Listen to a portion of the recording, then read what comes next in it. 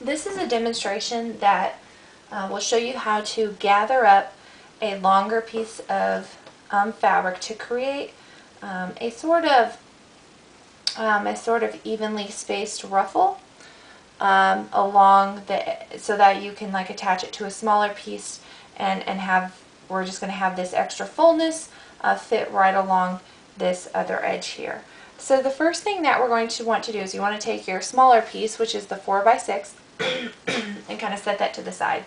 Then you're going to take your longer piece, which is the 4x12, and we're first going to do a row of stitching along, a row of gather stitches or long basting stitches along one edge of along the long edge, our 12-inch edge of the fabric. So typically, if we look just at the along the size of these pieces, one piece is double the length of the other piece. And so typically when you do gathering, fabric is usually gathered to 1/2 or at least 1/3 of the original length. So we're going to be doing a 1/2, and we're going to be shrinking up all of this fabric so it will fit evenly with that 4x6 piece of fabric. Typically where gathering most likely occurs is along the waistline. So you might want to gather up a fullness part of the skirt section to fit with the fitted bodice right along the waistline. We also find some gathering done around the cuffs of sleeves, or if you make a ruffle and then attach that into your garment. And we're going to be doing ruffles right after this. But gathering is usually done after the construction of seams. We are not creating any seams here. And you'll also want to do any sort of gathering after you have completed a seam finish. So, you know, I think we did like the stitch in pink, or the pinking of an edge finish, or turning and stitching of an edge finish, so those things. And then after that construction section is completed. So after you would stitch the center back seam of a skirt, after you would stitch the side seams of the skirt, after you have like the body of the skirt completed, and now we need to cinch in cinched in a section, that's when you would do your complete your gathers. You always want to have your stitch length set to a longer basting stitch.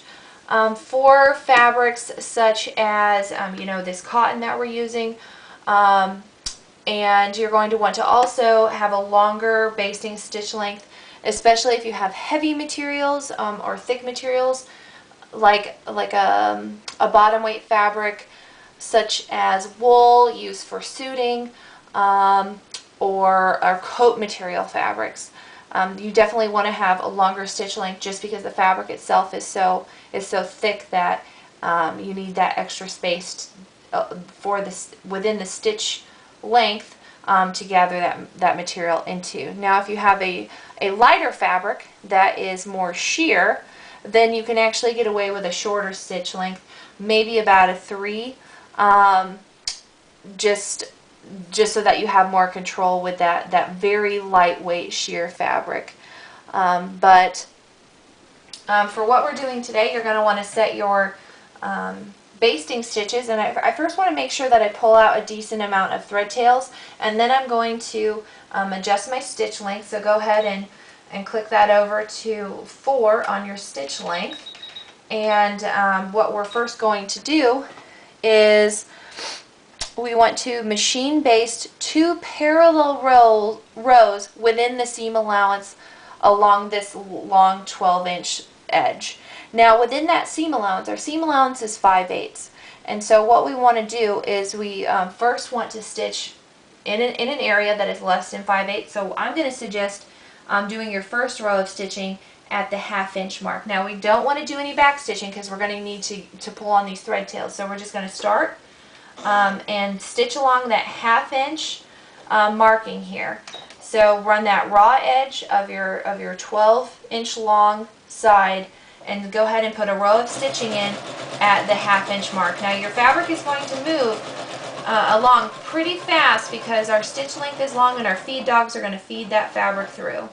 And when we get to the end, we just want to make sure that we have a fairly decent long thread tail here.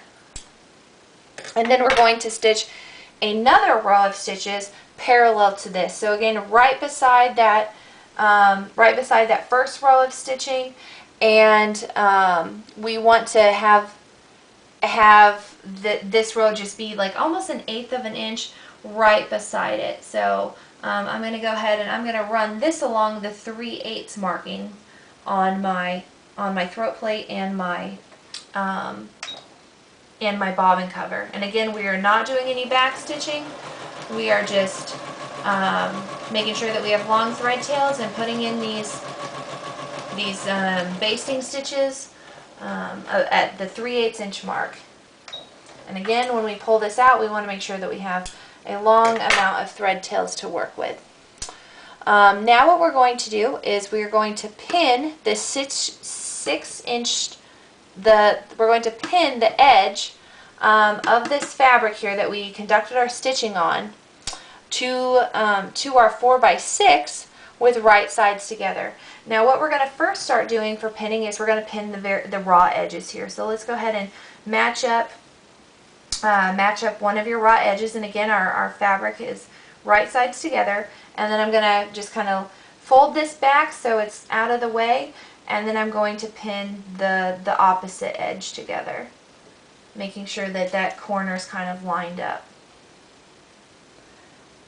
And then what we want to do is we want to gently pull. And in my case, my bobbin threads are kind of like a maroon type color and my top threads are red. So what we want to do is we want to just grab either the bobbin thread or the top thread. So I'm going to grab my bobbin, well maybe I'll flip it over. No, I'll do my bobbin threads because they're the side that's facing me. And so we're not pulling all 4 of those threads on each side, we're only pulling one set. And so I'm pulling both of my maroon threads that are for my bobbin. And I want to, you might need to take something and just separate these threads if they seem to be kind of twisting around each other. And we only want to pull on our bobbin threads as well on the far side.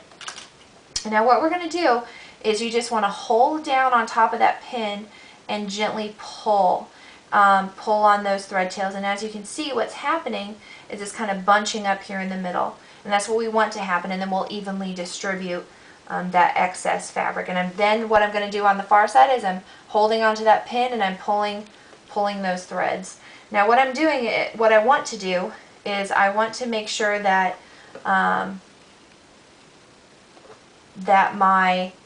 trying to shrink up this long 12-inch piece so that it fits into that 4x6, so along that 6-inch edge. And then what I'm going to do is I'm going to cinch it up until it fits. I'm not worried about evenly distributing it right now. And then I'm just going to put a pin kind of right in the center. And then what I'm going to do is I'm going to use my forefinger and my thumb and just gently distribute all of these kind of gathering ruffly type pieces between those pins. And what you can do is you can just at intervals you're going to want to put some straight pins in here to hold all those gathers in place. And if you need to, if you kind of stretched it out a little too much, go ahead and cinch it back up and then evenly work it back so that it's fairly even across your entire 6-inch area, or your 12-inch area that you're fitting into your 6-inch area. And you're just going to gently kind of pull those gathers apart so that they're evenly spaced. Alright, looks like it's getting fairly decent here. I'm just going to be very gentle and kind of shimmy it along that basting stitch line that I've already done. Alright, now what I want to do is, after I'm pleased with my even spacing, is I want to go back in and just put some pins in at fairly regular intervals. I would say between like 1/4 of an inch and 1/2 inch to keep all of this in place. Now again, what we're doing is we're going to be putting a seam line in to connect these two pieces. So try your best to place those pins in so that you can keep that fabric as flat as possible. There will be kind of tucks and gathers along here because we're putting fabric, we're putting a larger piece of fabric into a bigger one, but try to keep all those kind of those tucks that may be appearing try to keep them evenly spaced. And so what I'm going to do is once I get, what you're going to want to do is once you kind of get this even spacing done, you're going to want to do a figure 8 so that those tails that you've already pulled aren't going to move around. So you're going to take all of your threads and then you're just going to do a figure 8 right around this outer pin. And so I'm just doing a figure 8 up and down around that pin a few times just so that those thread tails don't move anymore. And then I'm going to come and do the figure 8 on this side too. I'm going to go up and then down, crisscross, back up and down just a few times so that those thread tails don't pull away from me. Okay. Alright, and then I'm still going to go back and I'm just going to keep pinning along this edge. I'm trying to match up those raw edges as best that I can. Putting those pins in about at the 5/8 inch seam line area. Trying to keep all of these kind of gathers evenly spaced.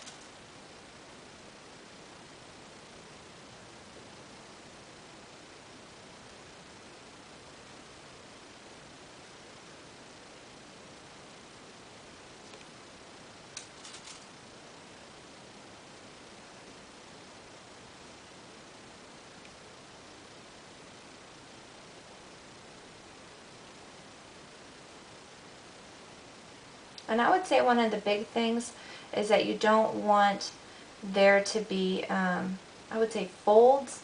It's okay if there's kind of tucks going, but you don't want there to be a dramatic large fold that occurs along this edge that you're pinning here, because that's going to just be a little bit intense when we go to flip this over.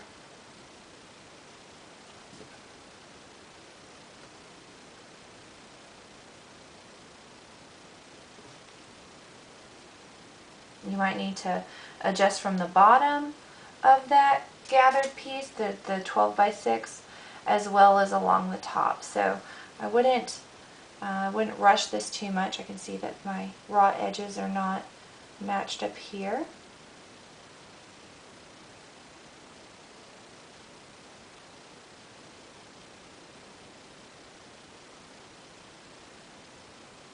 Alright, a couple more pins and I think I have it set.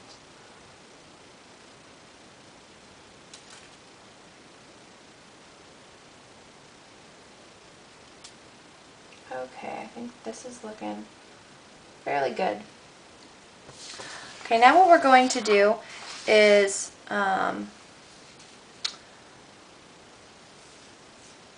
after we have this all pinned into place, we're just, I would do a quick look and make sure that things are looking fairly even amongst your gathers on the right and the left side. And then what we're going to do is we are going to actually create a seam here. Now, in case you forgot, our machine is set to the basting stitch, so we need to take our stitch length back down to about 2.5. Okay, so make sure that you adjust your stitch length first, and with the gathered side up, so make sure that like this is your non-gathered side and this is our gathered side. What we want to do is we're going to place this under our presser foot with the gathered side up. So go ahead and align this right on the edge of where our fabric meets. Make sure that your raw edges where your kind of pin tops are sticking out, that is running along the 5/8 inch. And then we are going to just go ahead and stitch this into place. So I would go slow and do a little back stitching when we start and when we stop. And then as you approach those pins, I'll keep your needle in the down position, and then take those pins out. And I would just go slow, and try to keep your gathers from being folded upon each other so that they create little pleats. We really want them to be a continual line gathering, kind of a continual line, almost ruffle, but not folded pleats. So I think that after we flip this around, you'll probably have a better idea of what the end product will look like. So I'm just going to keep going slow here, pulling out my pins as I approach them. And I got quite a few here. And as I go, I'm watching that 5/8 inch guide on my bobbin cover to make sure that everything is it's running straight right along, so that I have an even seam line all up and down this seam that I'm creating here. And I'm stitching right over that bulky piece of thread that I have that I did that figure 8 on around the bobbin. So then I can go ahead and trim those thread tails fairly close to where I started and stopped. And then I'm going to come back in here and I'm just going to trim any other thread tails that I have kind of sticking out from that figure 8, just so it's not as messy and not as bulky. Okay, then what we want to do is we're going to want to do some sort of seam finish on this. So if you're in the lab working on this, I would suggest you go over and use the serger, and then you can run that serger just right along the top basting stitch, the basting stitch that's closest to your unfinished edge shear, and then all of this will be trimmed off and be enclosed in that cover stitch, or the serging stitch. But since I'm at home, what I'm going to do is I'm going to do a zigzag. If you don't want to get up from your machine and you want to do a zigzag too, that's fine. Just make sure that you change your stitch selector to the zigzag stitch, which is the thick green line that bounces back and forth. And then you're also going to want to adjust your stitch length to be about 1, so it's fairly close together. And then you're just going to zigzag. I'm going to try to have my needle, when it inserts on the left side, I'm going to have that insert just inside or to the left of that top basting stitch. So I'm going to go ahead and get started here, going back and forth. And when that zigzag goes down, it's going down just inside or right about along that top basting line. I'm just going to go all up and down the seam that we've already made. Again, like if you feel that your needle is struggling to puncture through, it might mean that you need a new needle. Alright. And then when you get done to that line, you're just going to stop, and what you can see is I have that row of zigzag right along the top there. And again, if you want to use the serger, I'd encourage you to do that. And then what you're going to do is you're going to want to come back and trim if you zigzagged. Just right on top of that right needle zigzag stitch, and trim. Make sure that you don't accidentally cut your zigzag stitching, but just right above that. And I'm just grabbing all that excess fabric and I'm going to toss that to the side. Now what we're going to do is we want to open the garment, and so what we've essentially done here is we've attached a more full skirt to a bodice. That's what we kind of want to envision. So envision this is a bodice, and this is your waistline, and then you have your little, I guess, mini skirt on the bottom. And what we want to do is we want to lay this out on our ironing board, and we want to press this seam flat.